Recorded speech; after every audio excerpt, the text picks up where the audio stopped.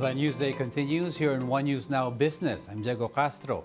Here are the biggest stories on the economic and corporate fronts. Pagasa has observed changes in the water level of some dams in Luzon. As of 6 a.m. today, the reservoir water level in Angat has increased to 195.05 meters from 193.84 meters. Although this is still below the 210-meter normal water level, it is now far from the 180-meter minimum operating level.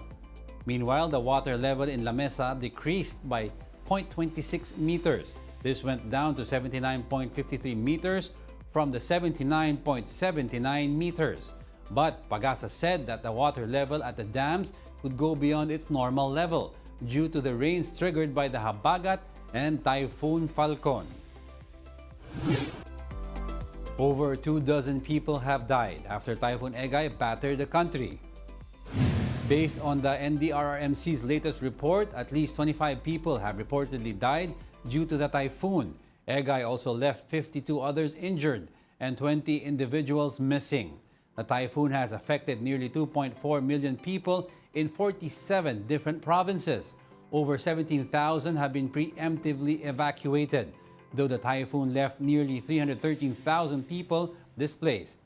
Egay also left nearly 36,000 houses destroyed in its wake, as well as damage to infrastructure amounting to 3.5 billion pesos. Meanwhile, over 114,000 farmers and fisher folk were left reeling as the damage to agriculture has amounted to 1.97 billion pesos.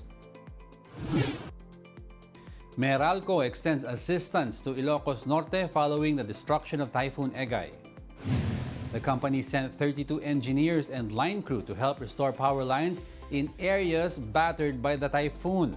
The team brought 6 generators and LED floodlights to the crew to aid repairs. Meralco is also continuously coordinating with local government and other electric cooperatives for the province's other power needs. One Meralco Foundation also joined the MVP group of companies in a relief operation. They distributed over 1,000 relief packs, water filtration devices, hundreds of bottles of potable water, and over 500 health kits. We'll be back with more stories after the break. Keep it here on One News.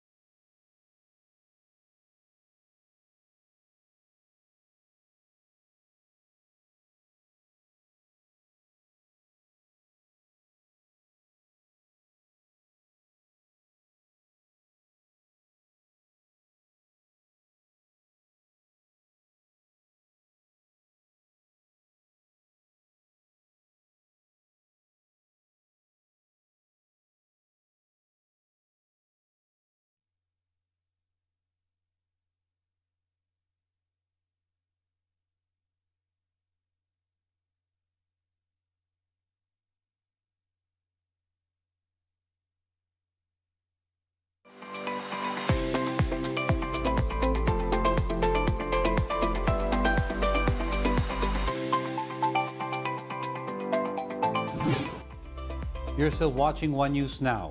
I'm Diego Castro.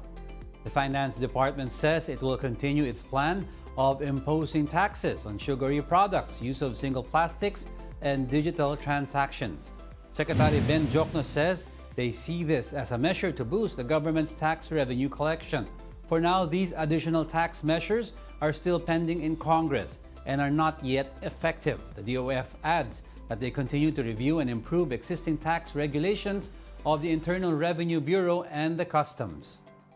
In fact, there's a plan to yung e-invoicing for the Bureau of Customs. Pagpasok dito, isang bilang we'll probably have another deal with SGS. Yung resibo na matatanggap ng BIR at saka ng Bureau of Customs will be one. At saka yung isa na lang. At saka electronic yun. Cannot change that. We'll continue to improve the regulations. Some 25 companies are meanwhile provided tax incentives by the government under the CREATE law. These companies belong to the manufacturing, data center, tourism, hospital, energy, and IT BPM industries. The grant slashes up to 30 to 35% of these companies' corporate income taxes. Among those provided incentives is PLDT owned by Manny V. Pangilinan. Heads up, motorists. Oil companies are projected to implement big-time fuel price hikes this week. According to a forecast by UniOil, prices of diesel may see an increase of up to 3 pesos and 40 centavos per liter. Gasoline prices, on the other hand, are projected to go up by nearly 2 pesos. If realized, this would be the third straight week of fuel price hikes. The projected increase is due to the movement of global oil prices. And those are the top business stories of the hour. I'm Diego Castro. Join us again at 2 p.m. We are One News, all sides, all the time.